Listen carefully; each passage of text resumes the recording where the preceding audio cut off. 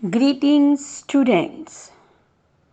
Today, in this e-learning class of English, we shall be learning about nouns, chapter 5 of your English grammar book. Students, you have already learnt about nouns in your previous class also. In today's class, we shall study about nouns in detail. So, let's start. Whatever we see around us has a name like book, pencil, table, cycle. So many things are there and we call these things by any name. These names are nouns. In one sentence, we can say nouns are names of person, place, animal and thing. Means naming words are called nouns. It may also name a feeling, an idea, qualities and conditions. Read these sentences from your book. In these sentences, some words are highlighted like in first sentence, Priyanka and friends. Then shelf, iron, mangoes, girl, etc. So all these colored words are nouns. Hope it is clear to you. It will be more clear to you by reading types of nouns. Nouns are of different kinds. Common noun, proper noun, abstract or concrete nouns and collective noun. First is common noun. A common noun is the general or ordinary name of a person, place, animal, thing or an event. For example, doctor, teacher, mother, sister, cricket, movie, so many things around us. All these words are common nouns. Next is proper noun. A proper noun is the name of a particular person, place, animal or thing. Means when we call someone or something by a specific name or special name, it is called a proper noun. Read these examples from your book. Varun lives in Delhi. The boy lives in a city. In sentence number 1, Varun and Delhi are proper nouns because they give a special name to a person and a place. In second sentence, boy and city are the common names of a person and a place. Remember students, a proper noun always starts with a capital letter and it is always singular. Whereas a common noun could be singular or plural. Here are some more examples of proper nouns such as Rahul lives in Delhi. Tim has a Sony TV at home. Fluffy is the name of Rita's dog. In all these sentences, you can see the proper nouns starting with capital letters. See this exercise of common noun and proper noun from your book for better understanding. Next is abstract noun. Abstract nouns are those that can only be experienced. They can't be felt, seen, smelt, or tasted. For example, truth, wisdom, boredom, happiness.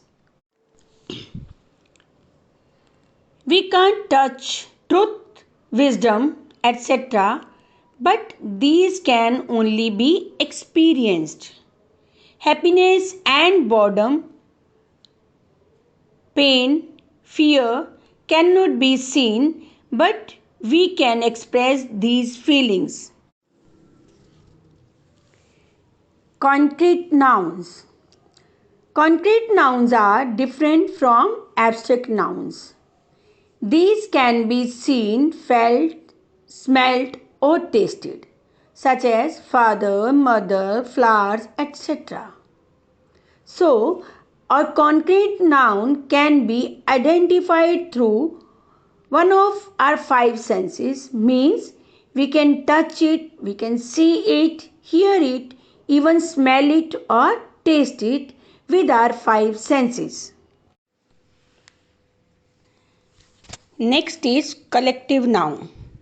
A collective noun is a word used to name a group of people, animals, or things. Look at these examples from your book.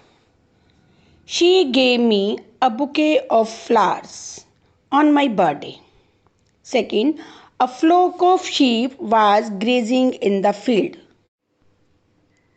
In first sentence, bouquet stands for a collection of flowers.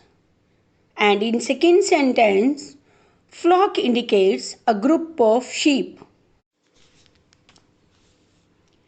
Here are some more examples of collective noun, such as a bunch of keys, a herd of cows, a swarm of flies, a pack of dogs, a class of students. All the words in colored are specific names to a particular noun, so these are collective nouns. Students, nouns are also classified as countable nouns and uncountable nouns. It's very easy, students. Let's learn about these nouns. Countable nouns. Countable nouns are those that can be counted. They can be singular or plural. For example, chair, chairs means one chair, many chairs. Book, books. Pen, pens. Boy, boys, etc. For countable nouns, we use many, a few, some, any, etc. See the examples.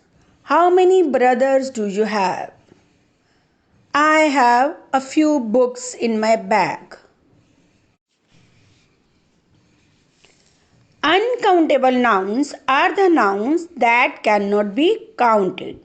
For example, water, milk, sugar, rain, etc. We cannot say 4 water, 7 milk. Do you ever say beta? No, never. So it's very clear by its name. Remember children, uncountable nouns are always in singular form. You can also follow the chart showing on your screen for countable and uncountable nouns.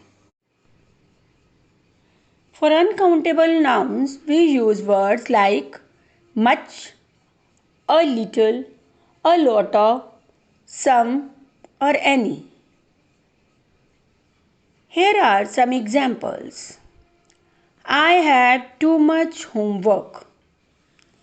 Add a little butter to the recipe. We heard some great music. He doesn't have any furniture. Abstract nouns are mostly uncountable. Remember, children, we never use s to the uncountable nouns, means these nouns do not have plural form. See this example. I need some information. We never say I need some informations. It's wrong. We never say I bought 2 milks, 3 rices, because milk and rice are uncountable nouns.